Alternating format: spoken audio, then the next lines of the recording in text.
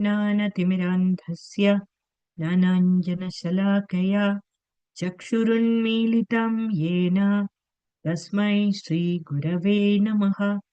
मूकं करोति वाचालं पङ्गुं लङ्घयते गिरिं यत्कृपात्वमहं वन्दे श्रीगुरुं दीनतारणम्। Hare Krishna all. Today we are continuing with Srimad Bhagavatam, Canto 3, Chapter 28, verse 43. Swayonishu yatha jyotir ekam nana pratiyate yoninam guna vaishamyat tathatma prakritav stita. Swayonishu yatha jyotir ekam nana pratiyate yoninam guna vaishamyat tathatma prakritav stita. Swayonishu yatha jyotir ekam nana pratiyate yoninam guna vaishamyat tathatma prakritav stita. The word meaning: Swayonishu, in forms of wood, yatha, as, jyoti, fire, ekam, one, nana, differently, pratiyate, is exhibited, yoninam, of different wombs, guna vaisamya, from the different conditions of the modes, tatha, so, atma, the spirit soul, prakritav, in the material nature, stitaha, situated. Translation and purport by His Divine Grace, Srila Prabhupada. As fire is exhibited in different forms of wood, so, under different conditions of the modes of material nature, the pure spirit soul manifests itself in different bodies. As fire is exhibited in different forms of wood, so, under different conditions of the modes of material nature, the pure spirit soul manifests itself in different bodies. Purport by Srila Prabhupada. It is to be understood that the body is designated. Prakriti is an interaction by the three modes of material nature, and according to these modes, someone has a small body and someone has a very large body. For example, the fire in a big piece of wood appears very big, and in a stick, the fire appears small. Actually, the quality of fire is the same everywhere, but the manifestation of material nature is such that according to the fuel, the fire appears bigger and smaller. Similarly, the soul in the universal body, although of the same quality, is different from the soul in the smaller body. Next para. The small particles of soul are just like sparks of the larger soul. The greatest soul is the super soul, but the super soul is quantitatively different from the small soul. The super soul is described in the Vedic literature as the supplier of all necessities of the smaller soul. Nityo nityanam chetanas chetananam. One who understands this distinction between the super soul and the individual soul is above lamentation and is in a peaceful position. When the smaller soul thinks himself quantitatively as big as the larger soul, he is under the spell of Maya, and that is not his constitutional position. No one can become the greater soul simply by mental speculation. The smallness or greatness of different souls is described in the Varaha Purana as Swaamsha, Vibhinnamsha. The Swaamsha soul is the Supreme Personality of Godhead, and the Vibhinnamsha souls, or small particles, are eternally small particles, as confirmed in Bhagavad Gita. Mamaivamsho Jivaloke, Jiva Bhuta Sanatana, Manashastani Indriyani, Prakriti-stani Karshati. Bhagavad Gita 15.7. The small living entities are eternal part and parcel, and therefore it's not possible for them to be quantitatively as great as the Supersoul. Om Atnanatimirandasya Jnananjana Shalakaya Chakshurunmilitam Yena Tasmai Shri Gurave Namaha. So, thank you all for being here. This is the last section. Actually, this verse is not the last verse, the one prior to the last verse. And about 6 verses continuously at this last section describes the understanding of the yogi. So in some of the previous verses, it was described that a person may have various possessions, worldly possessions, or relatives, and like that, but the person is distinctly different from those possessions. And so verse number 39 described that a liberated soul can understand that one's possessions are different from who one really is. And following that, there was a verse which described about different aspects of fire, indication of fire as smoke or a spark. But the fire is distinctly different, just as the Supreme Lord is distinctly different from the living entity being having different upadhis or coverings, both gross and subtle bodies. So that was described, and in the previous verse, it was described that a yogi is able to see the presence of Supersoul in all living entities. And I think Haridwani Prabhu spoke about that. And so in this verse, it is said that the nature of the living entity and its manifestation in different type of bodies, that is elaborated in this particular verse.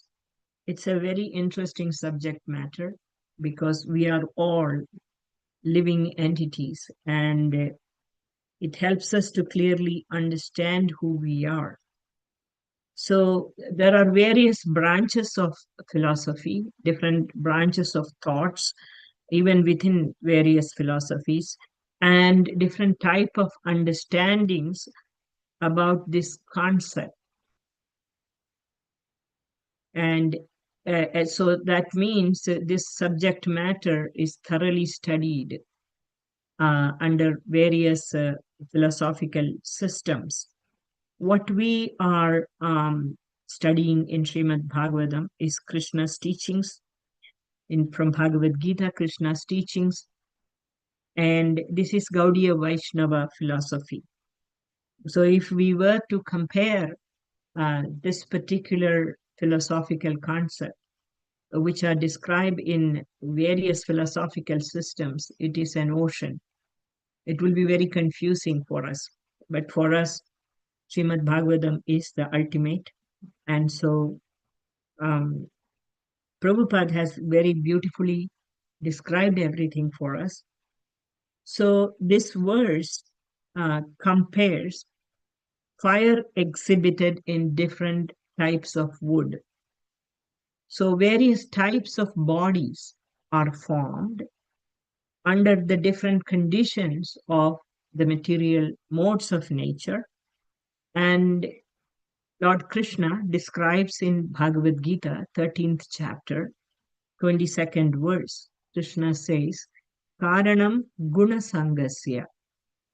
Gunasangasya, because the cause is because one has, the living entity has come into contact with the gunas which are in the material nature. So that is the placement of the living entity within the material nature. So in this purport here, Prabhupada is describing three specific points.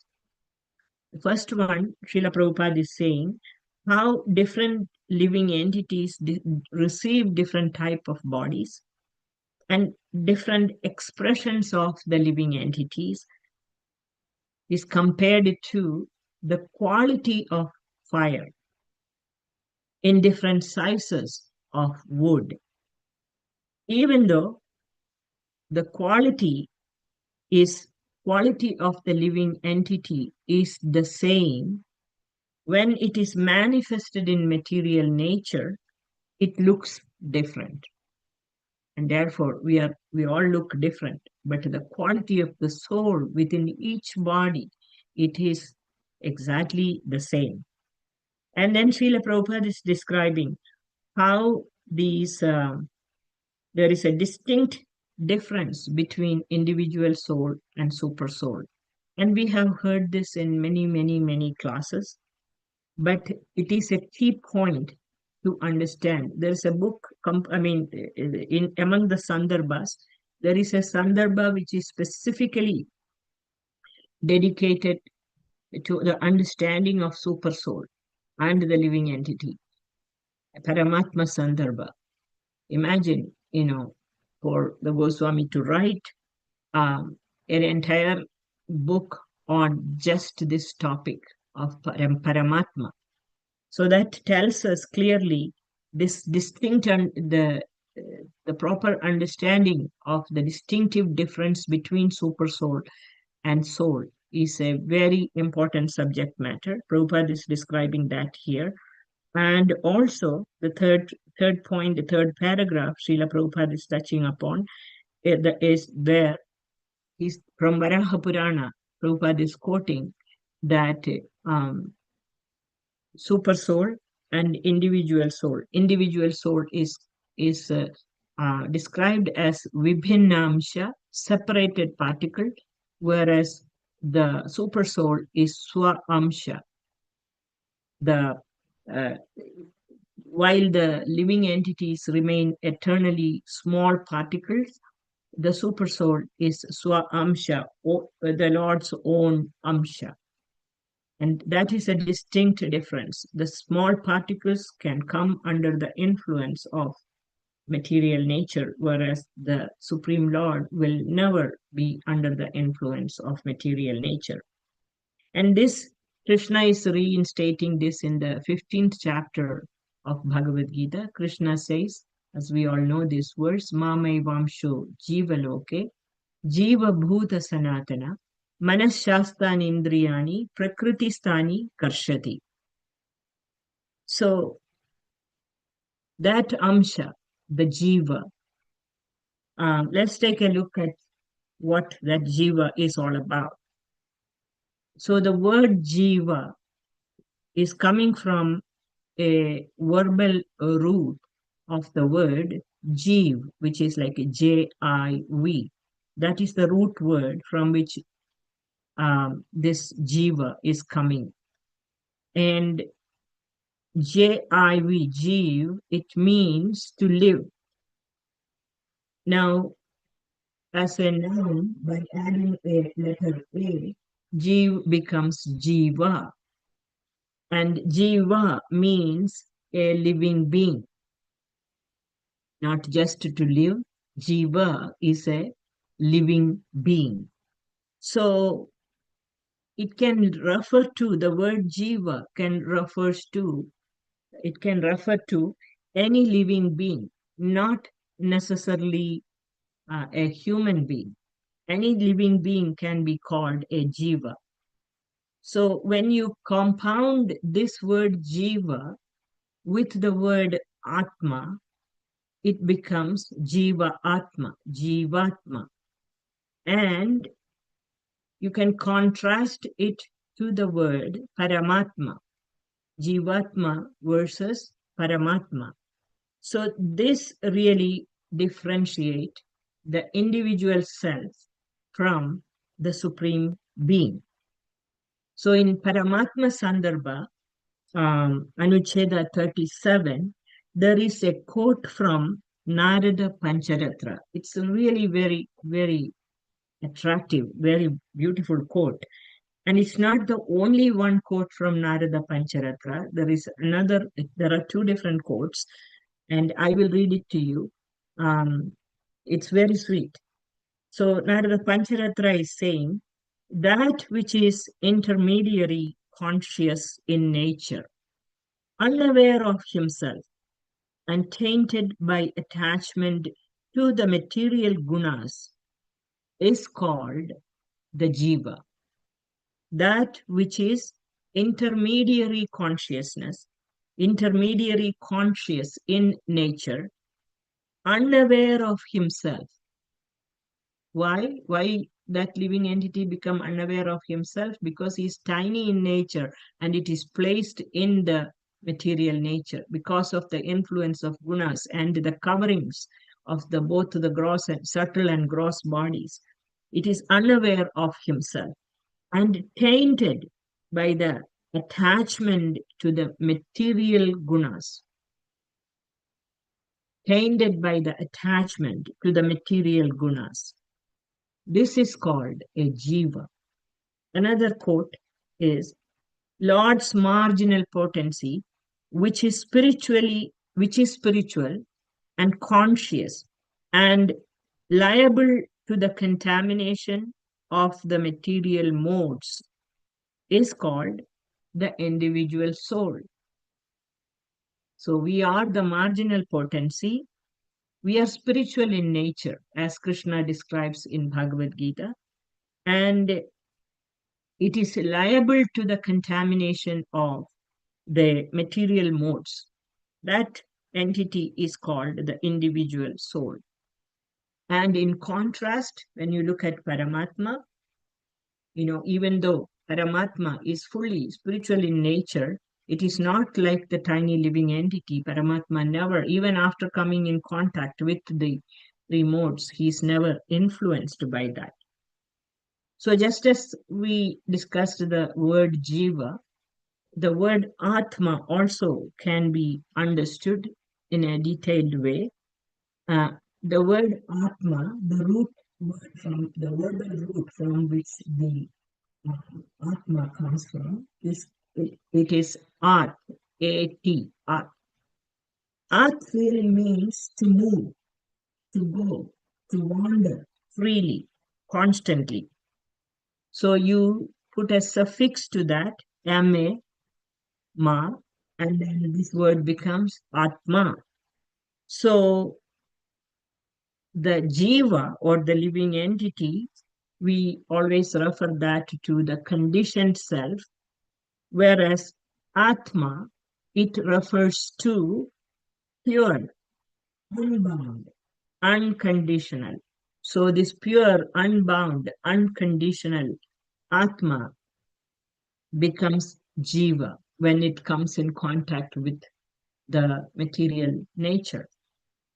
So we can say in one sense, all the jivas are atmas because without the spirit soul, a living entity cannot be alive. But you can also say that all atmas are not jivas. It's interesting. And so the Atma is a jiva only when it is under the influence of the material energy. So because it is the Tathastha Shakti, when it is under the influence of this material energy, it is a jivatma. So when it is conditioned by ignorance, Atma becomes unaware of its own true nature, and instead it is identifying itself with the material body.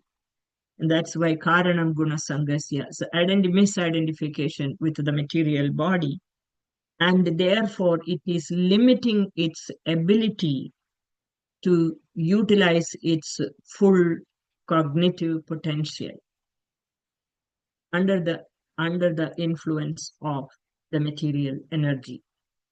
So there are different states of conditioning of the jivas. So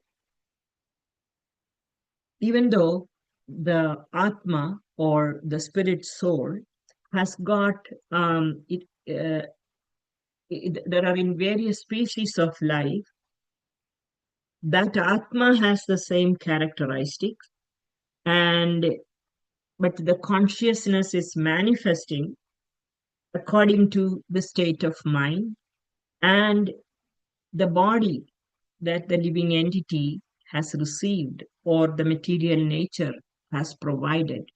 So the Atma, it is manifesting in different ways. So it's very interesting that next chapter, I mean, in this Srimad Bhagavatam, chapter 29, Lord Kapila is further explaining in detail about these different categories or grades of different life forms a jiva can manifest. And I will read that to you. Lord Kapila is describing this to Mother Devahuti, the different manifestations or different degrees of development of different life forms. Living beings are superior to inert objects. Among them, those who breathe are superior to those who do not. Among them, those who have subconscious cognition are superior. Among them, those who have functioning motor senses are superior. Among them, those with cognitive senses are superior. Beginning with touch, they are superior. And among them, those who can also taste are superior.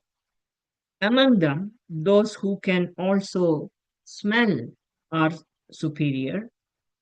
And among them, those who can also hear are superior. Among them, those who can see are superior. So among such living beings, those who have mouths with teeth are superior. Superior still are those who have legs. Those with 4 legs are superior to those with many, and those with 2 legs are superior still, especially the humans. Among human beings, the civilized are superior to the uncivilized. Among the civilized, the intellectual is the best. Among the intellectuals, those who study the Vedas are the best. Among them, those who comprehend the Vedas are even better. Among those who comprehend the Vedas, those who can explain it and clearly and clarify doubts about it are the best. Better still are those who also act on this knowledge by performing their duties without selfish motives. Imagine, what an amazing detailed explanation. And the Lord continues, among those who do their Vedic duties without selfishness, those who are free from selfish impulses and desires are the best. Among them, the best are those who dedicate their actions, possessions, and their very self to me. I don't see how anyone could be superior to that person who is dedicated to me, devoid of all materialistic pursuits, and endowed with the equal vision towards everything. So there is this um, the this whole discussion is about the evolution of this growth and development different of the consciousness. So this is really a very good instruction for us, because according to this description, the the spirit soul or atma manifests its consciousness to the highest extent in the form of loving devotion to Krishna. So this really clearly it indicates that the love for the Supreme Lord is the living entity's highest achievement. That's what Kapila is pointing us. And naturally, that being the highest achievement is also the ultimate purpose of life. So there is so much in this understanding. Those stepwise description, it clearly shows us that we have to be very thoughtfully understanding this and applying it in our life.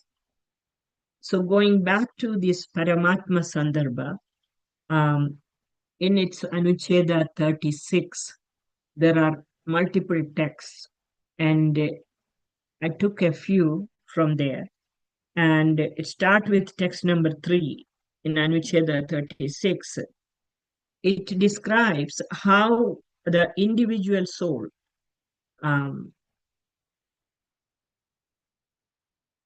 even the individual soul, it even shares to some extent the Supreme Lord's activity of creating, maintaining, and destroying the material world.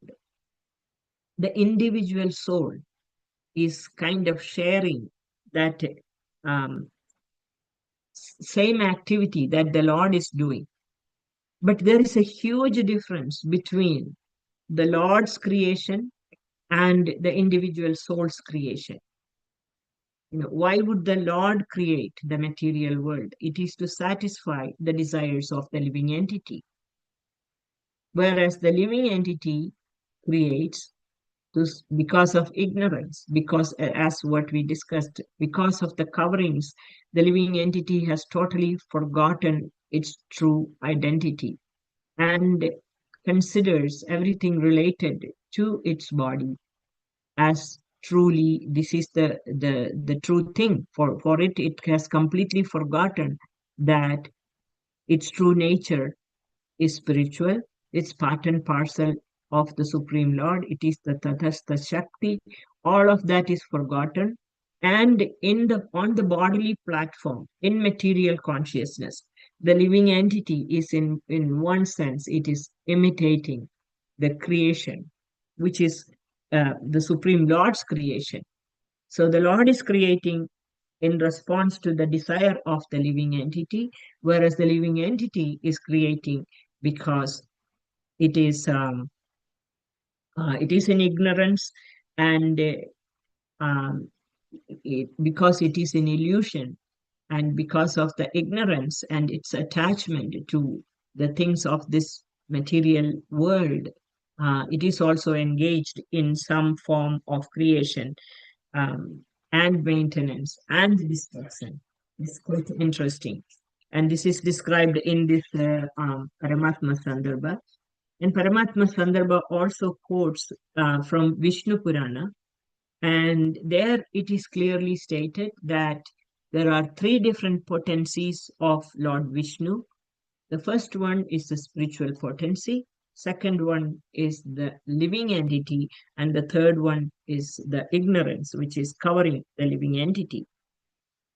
So the nature of the spiritual potency is that it is full of knowledge, whereas the nature of the living entity, even though it belongs to the spiritual potency, the living entity is subjected to bewilderment, because unlike the Lord, it is very tiny and is influenced by the material nature. And then, of course, the Maya Shakti, which is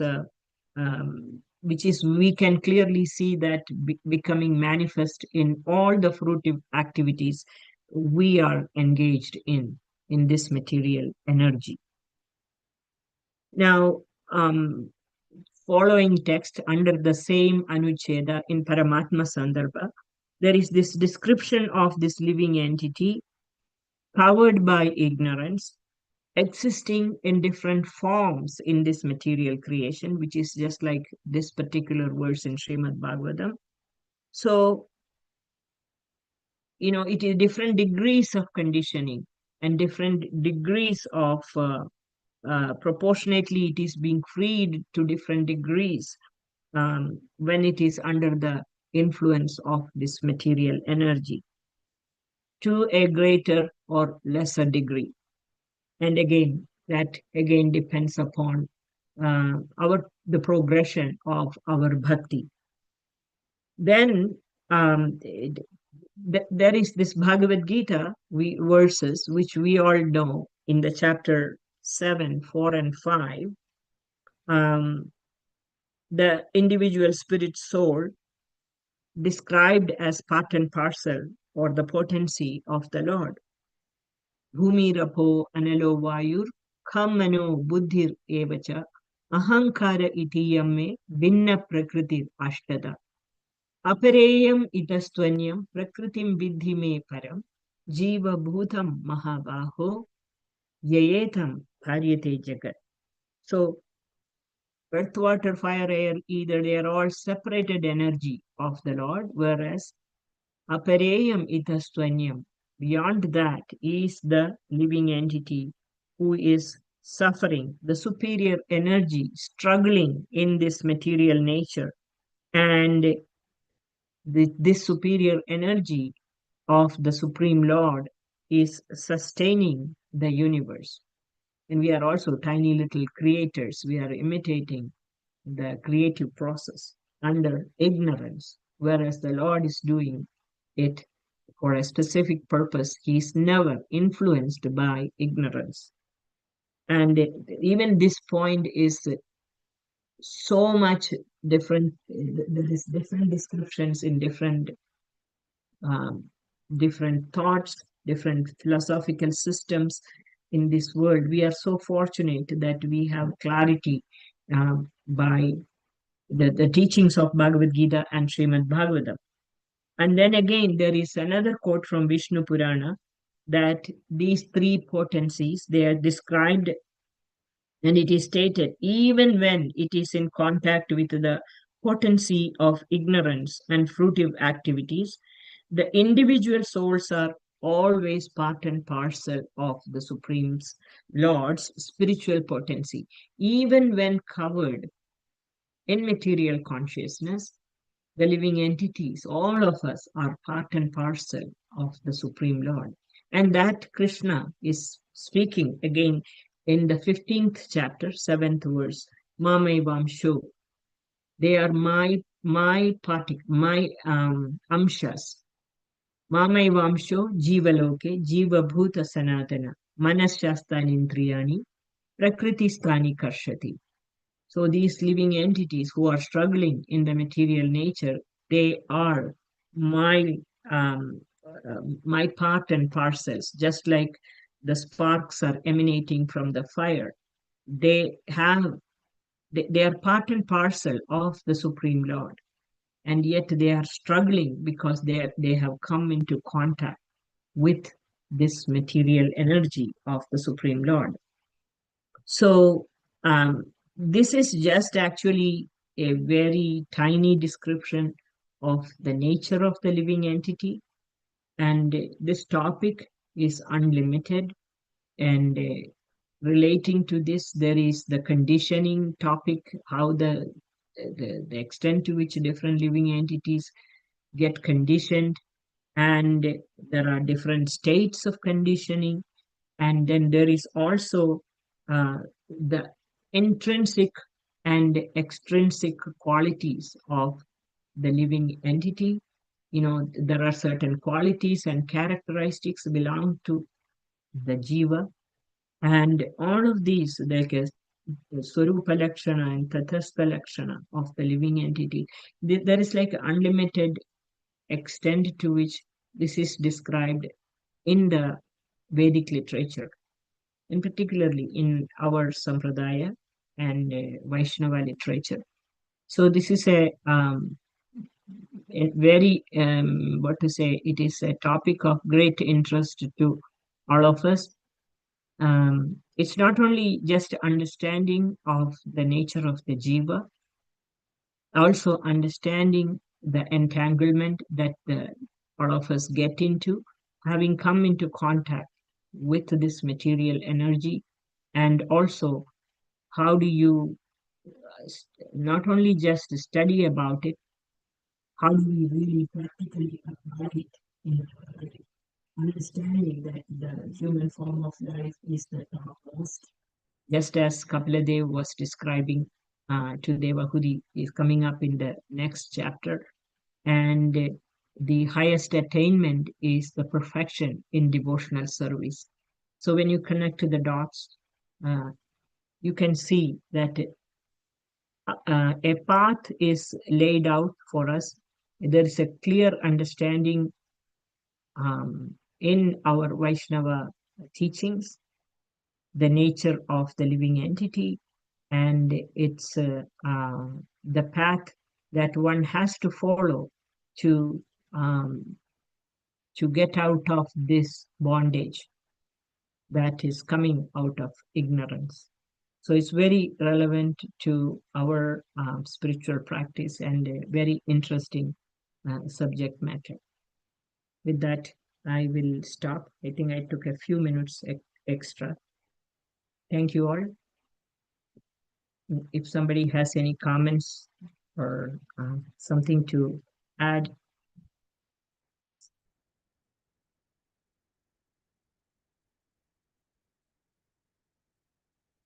Hare Krishna Mataji, Danvat Pranam, Shri Prabhupada ki Jai, Guru Maharaj ki Jai. This is really, really wonderful information and a lot of insight, and we feel like how fortunate we are to have all these qualities, and we are also having precious gurus like you, where we can learn and how to, as you said, knowing is different and implementing is the main thing that we have to cultivate. That is very, very wonderful, Mataji. And I have one question, maybe it is a little silly question. Maybe in the beginning, you are talking about the size of the fire, right? In a small stick, it is a small size of fire. The quality is same, but the log, big log, has a bigger size of fire and everything. So same, when we compare to the soul, is there any difference in the size of the soul also, Mataji, when compared to insect, mosquito, or a monkey, or a human, regarding the size of the body, or it is the same size of the soul also? Not that I know of. There is a description in our scriptures about some 100,000, you split the root of a hair so many times, and that is the size of the soul that is described. But it is the same soul that is present in all living entities, starting from a lowermost Indra Gopa to the Indra, with the demigods, not only humans or animals or even the demigods. It's the same soul. Yes. As far as I know, there is no difference in the size of the soul. It's not about the size, the potency is the same. Only thing is the manifestation. It will express itself only depending on the kind of upadhi or the kind of the covering. There is that description of Mukulita Chetana, Vikasita Chetana, and Purna Vikasita Chetana. And that someone recently was speaking about that in our temple and touched upon that topic. And so depending upon the kind of body or the vehicle that the soul is placed in, and its expression will vary. So you can see some are bright, brilliant, others are looking very dim and dull. And that's another interesting subject. It is the same soul the same Mhm. potency of the Supreme Lord. There is Size nothing, and quality, nothing, everything nothing remains. material Mm. about. Yeah. Hare Krishna Mataji. Very, very wonderful class. Nectarian. Thank you. Okay. So I think that's it for today. Thank you very much. Hare Krishna. Please accept my humble obeisance. All glories to Srila Prabhupada.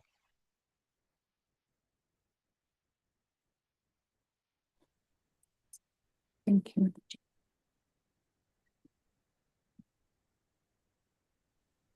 Thank you, Mataji. Thank you. Hare Krishna. Hare Krishna.